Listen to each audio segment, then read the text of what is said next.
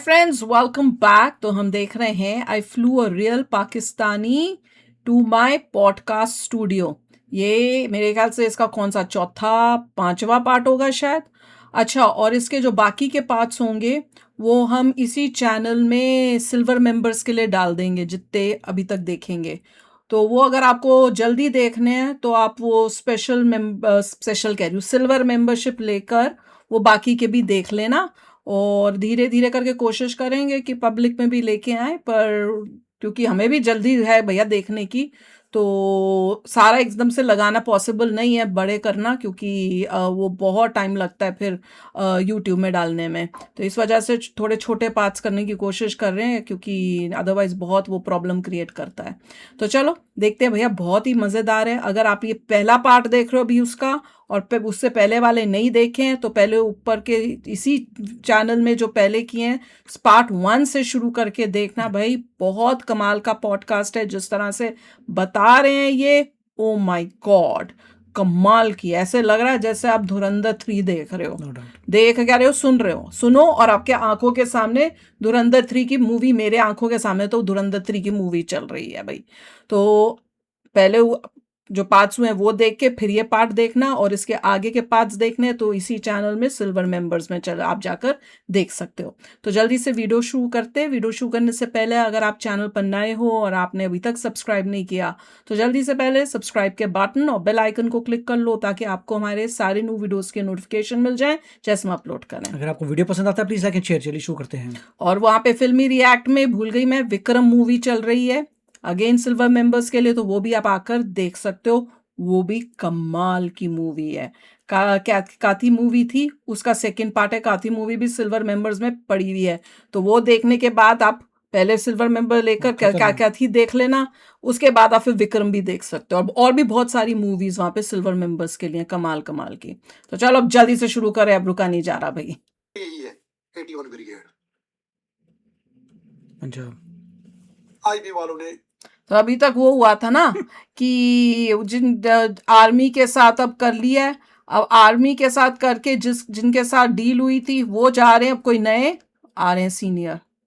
Pressure करना शुरू कर दिया। रॉ वालों ने प्रेशर करना शुरू कर दिया। सीआईडी वालों ने, सीआईकी जो भी एजेंसियां, इंटेलिजेंस एजेंसियां है, इन्होंने मेरे को टॉप ऑफ द लिस्ट रखा। एजेंसियां ही लिस्ट बनाती है ना टेररिस्ट का, कैटेगरी लिस्ट। इन्होंने मेरे को कैटेगराइज कर दिया। क्या? क्यों? क्योंकि मैंने इनको छोड़ दिया। जो भी आदमी मेरे पास था वो किसी इंटेलिजेंस एजेंसी का मैंने छोड़ दिया। इन्होंने मेरे को कैटेगराइज कर दिया कि इसको ठोकेगी फौज। फौज ने बोला, अरे यार तेरे ऊपर कितना भी इनाम लगाएंगे तेरे को कोई नहीं मार सकता, क्योंकि हम तेरे साथ हैं। हमें पता है।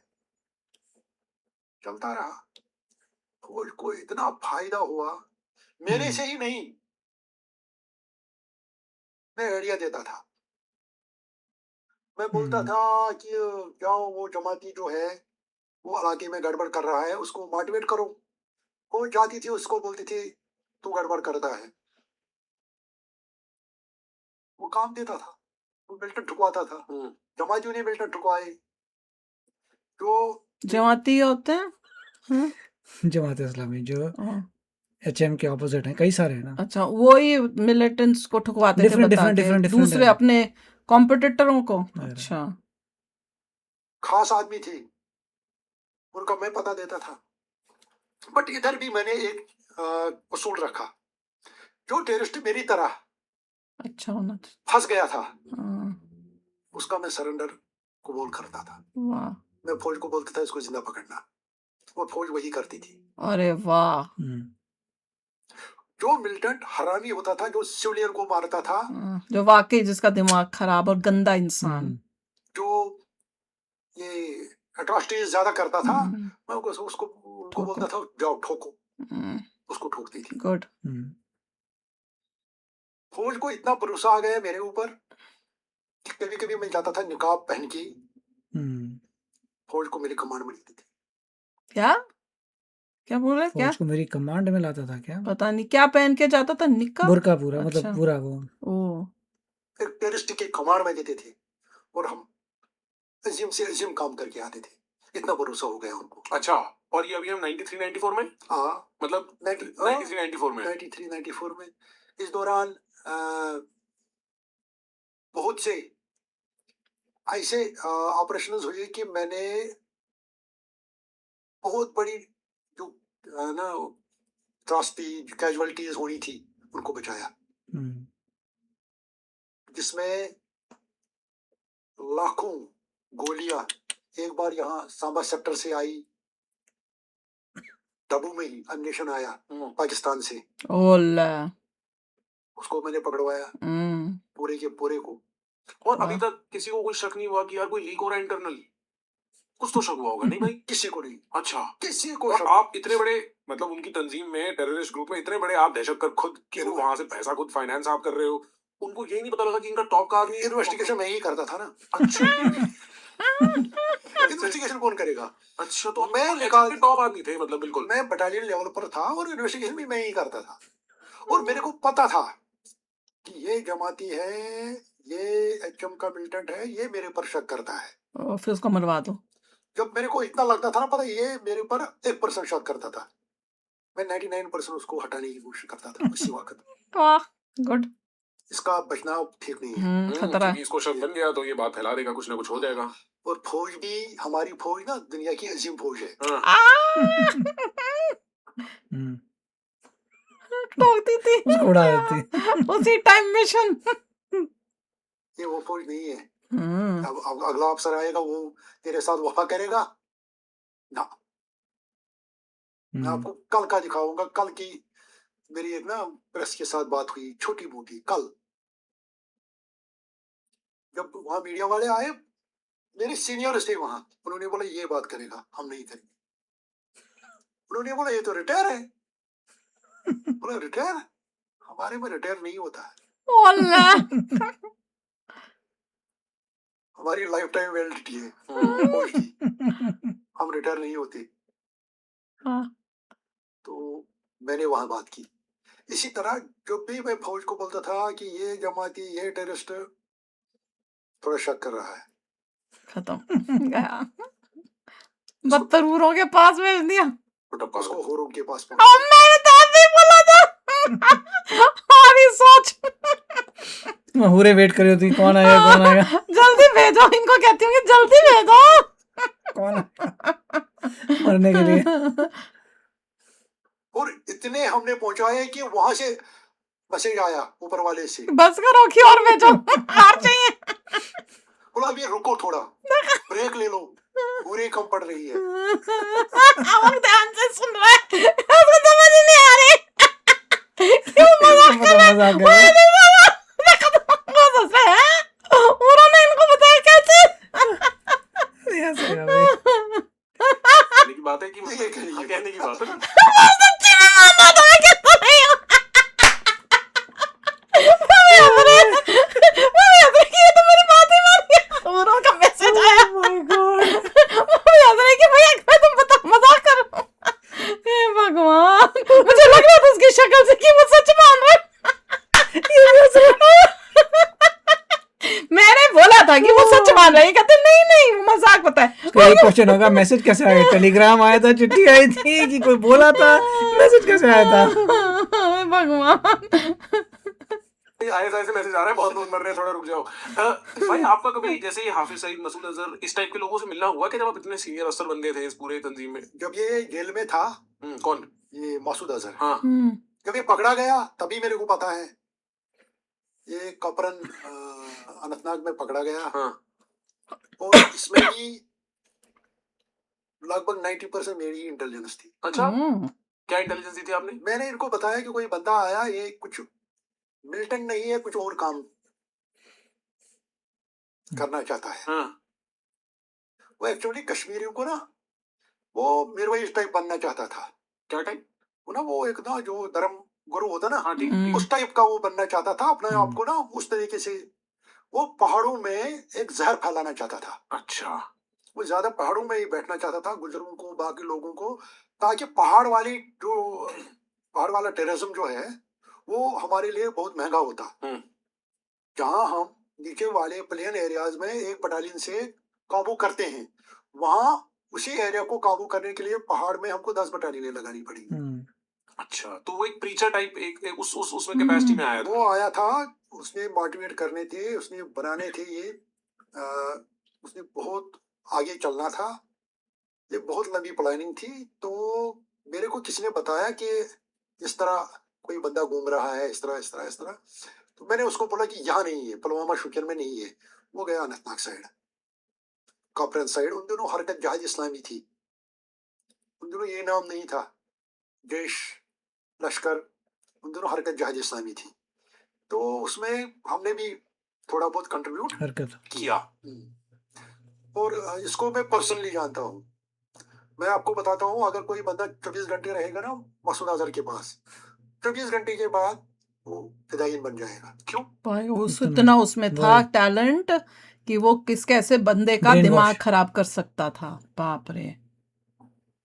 इसकी बात में ऐसा असर है और इसका वो लहजा ही ऐसा है, इसको उस किस्म की कशिश है कि ये बंदे को घुमा देगा। घुमा देगा।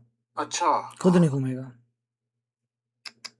ये सबसे पहले ये वो बोलता है कि उस वक्त भी आपको पता है 1857 में क्या हुआ, उस वक्त भी आपको पता है बदर के मैदान में क्या हुआ। ये इंसान को सीधा उसमें लेता था, पुराने वाले उसमें। और ब्रेन वॉशिंग में इसका कोई, इस पर भी मैं बात करूंगा, जो मैं आपके साथ डीपीएल पुलवामा का ऑपरेशन शेयर करूंगा, उसमें इसका मेन रोल है। इसने ये जो अभी किया होगा, पुलवामा हुआ ट्रेन और लोगों को भेजा होगा। जो 2017 में 17 में हुआ, हुआ जी, हाँ। जो पुलवामा पुलिस लाइन पर हुआ, हाँ। उसमें अजहर ये मासूद का इसके तो डायरेक्ट इन्वॉल्वमेंट था। किसी ने अच्छा। भेजे होंगे। उसी ने वो बंदे तैयार किए। वो देखा, मैंने कहा था ना, वही तैयार दिमाग खराब करके उनको भेजा था। मैं बाद में आपको बताऊंगा जब हम पहुंचेंगे वहां। अच्छा, अभी हम 2000 नहीं 1994 में हाँ। आ गए, 13 पंजाब आ गई पुलवामा में, और हम 23 निकल गई। हम फौज के साथ जुड़ चुके हैं, फौज को हम अच्छी खबरें दे रहे हैं। कहीं कहीं पर जहां पर हमको लग रहा है कि किसी जो उनका OGW है या बाकी या स्लीपर सेल्स है, उनको हम एक्सपोज कर रहे हैं। और टेररिस्ट के बीच में जहां पर हमको शक हो रहा है कि किसी को 1% भी में पे हमारे ऊपर उनको खत्म शक करो। हुआ, उसको ठुकवा रहे हैं हम्म। या उसको पकड़वा रहे हैं। ठीक। चलिए आगे। चलिए आगे। फिर क्या होता है?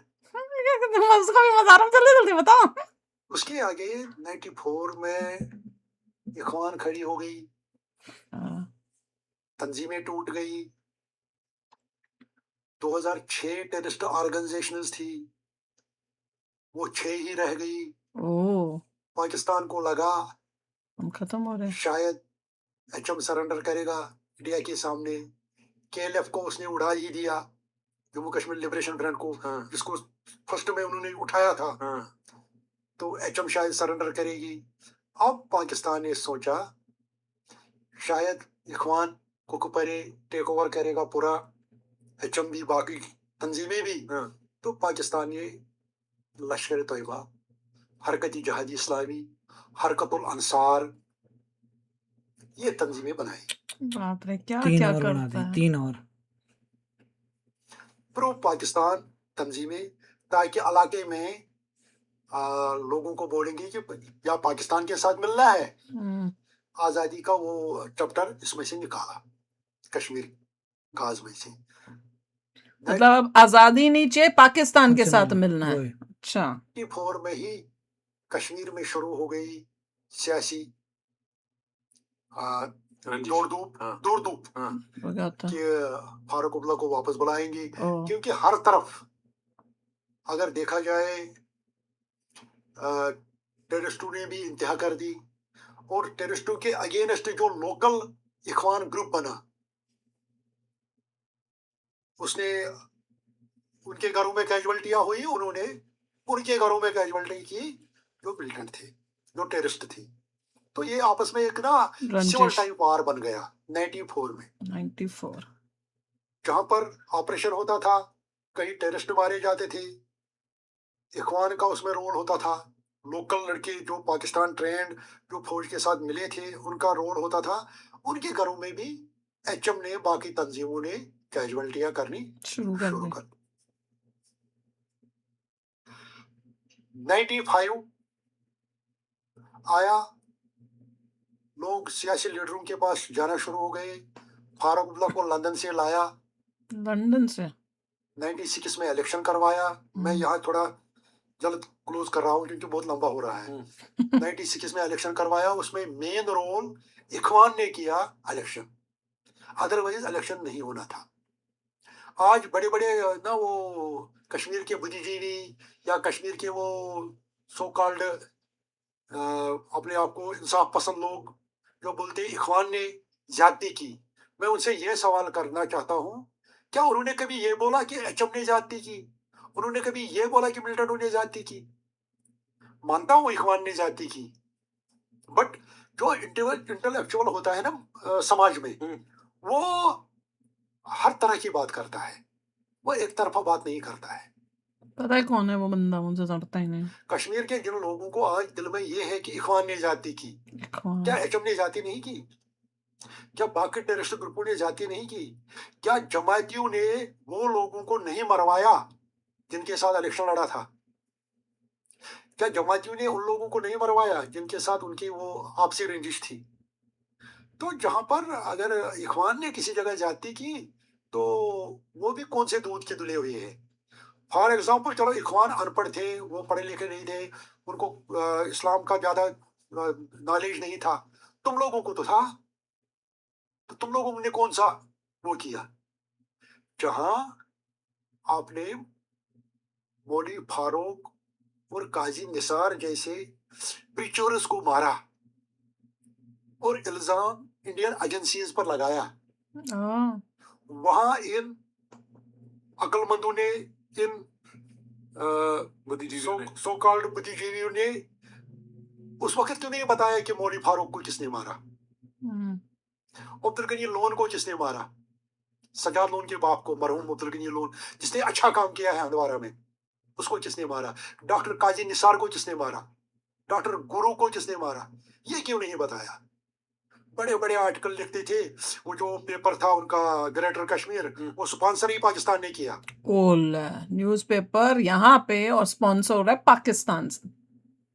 मेरे को पता है 90 में 90 उसमें में बड़े बड़े आर्टिकल लिखते थे बुद्धिजीवी, पूरा ये हाल। इखवान ने ये किया, रेनिगेड्स, ये वो। पाकिस्तान बड़ा खतरनाक है हमारे देश के लिए भैया, बाप रे, पता नहीं क्यों। This and that. मैं मानता हूँ उसकी बात, अगर वो ये भी बोलते कि वो कातिल कौन थे जिन्होंने मौलवी फारूक को मारा। किन्होंने मारा? एचएम ने। एचएम ने। जिन्होंने काजी निसार को मारा, एचएम ने। और आप तो एचएम के पार्ट खुद थे। बिल्कुल, हाँ, तो मेरे आपको को पता है। बात है। हाँ। अच्छा, जो डॉक्टर गुरु को मारा जेकेएलएफ ने। अच्छा, उसको और भी लोग मारे हैं। वो प्रोफेसर मुशीरुल हक सुकालर था, वो इस्लामी सुकालर, पूरे एशिया में उस जैसा इस्लाम कोई नहीं जानता था, उसको इखवान ने मारा। किस इखवान ने? पाकिस्तान पर इखवान ने उसको अगवा किया, डिमांड की, डिमांड पूरी नहीं हुई, मार दिया। खेरा, प्रोफेसर खेरा को मारा, तो क्यों मारा? उस पर क्यों नहीं बात हुई? अब क्यों चुप है? और ये क्या इंडियन आर्मी के आउटफिट पहन के आते थे क्या मारने की? इतना आसान हो जाता था इल्जाम लगाना इंडियन आर्मी पे? नहीं, ये अगर एक्चुअली क्या होता था, ये इनको मारते थे, ये जो ग्रुप था पीछे, ये सो कॉल्ड एक्टिविस्ट्स, ये पेड़ थे, इनको पैसा मिलता था। अच्छा, मिलता था, क्लियर। हाँ। और आप फाइनेंसर थे तो आप ही देते? हाँ, मेरे को पता था। अच्छा। ये सब खर्चा लेते थे। आप यकीन नहीं करोगे, जो ये आजादी, सो कॉल्ड आजादी कश्मीर की है ना, ऐसा सा पिछले 36 साल का हिसाब लगा लो, जिसकी आमदनी कितनी बड़ी, आपको सब पता लग जाएगा। और मुझे उम्मीद भी है इस बीजेपी सरकार से कि ये हिसाब लगाएगी। लास्ट का पार्ट सोचे, सुने, मतलब क्या बोला? मुझे उम्मीद है इस बीजेपी सरकार से ये सारा वो निकालेगी, ये सब करेगी। देख लो, एक कश्मीर का बंदा जो पाकिस्तान गया, वहां से ट्रेनिंग की, उसने सारा देखा है, सब बता रहा है, उसको पता चल रहा है अभी से, शुरू से लेके अभी तक, कि कौन सी गवर्नमेंट है जो वाकई में सब हिसाब किताब ठीक देखिए करेगी। क्यों गवर्नमेंट के पास ऐसे लोग थे तभी टेररिज्म खत्म हुआ। हम्म ही इज द रीजन। जैसे हम्म कह रहे हैं तब तक जो सब कुछ बंद हो गया था, सारी तंजीमें पूरी डूब गई थी, नई उनको बनानी पड़ी। क्यों डूबी? क्योंकि जब पकड़वा रहे हो लोगों को, इतना सारा कर रहे हो, तभी तो डूबी ना वो। तो पाकिस्तान की पूरी मेहनत जो है इन्होंने ज़बरदस्त चॉप कर दी, काफी, क्योंकि और मेन बंदा और उनका, इंडिया ने जो है उन पे कंट्रोल किया दिस वे, अपने स्पाई रखकर। बिल्कुल उनका स्पाई था टॉप पोजीशन पे, सेम एज धुरंधर, जिसकी वजह से वो आगे नहीं बढ़ पाए। तो अगर आज कश्मीर में शांति है, इन्हीं लोगों का योगदान है टू हैव शांति, क्योंकि ये लोग भी कह रहे हैं लोगों को जीना है, उनको अच्छे स्कूल चाहिए, उनका अच्छा इंफ्रास्ट्रक्चर चाहिए, उनको एजुकेशन चाहिए, वो जो उनको चाहिए वो उनको मिल गया आज। बिल्कुल। और इसमें जो सबसे मज़ेदार पार्ट था, जब ये मैंने कहा था कि अच्छा उनको मतलब मैंने कहा था वो 72 ऊरों के पास भेजते होंगे, तो उसके बाद इमीडिएटली इन्होंने भी बोला कि भैया 72 ऊरो कह रही थी वो भेजता हूँ। उसके बाद बोला कि उनको कहा कि भैया वो बोली कि मेरे को मैसेज आया कि बस कर बस कर। तो फिर मैंने जब रोका भी था मैंने, तो वो ऐसे सुन रहा था, मैंने कहा इसको लग रहा है वाकई में मैसेज आया था। तो ये कहते नहीं नहीं, मुझे पता है वो मजाक कर रहा है। उसने पूछा कैसे आया था मैसेज, हो गया था मजाक कर रहा हूँ। वो मेरे को सबसे बेस्ट पार्ट लगा है।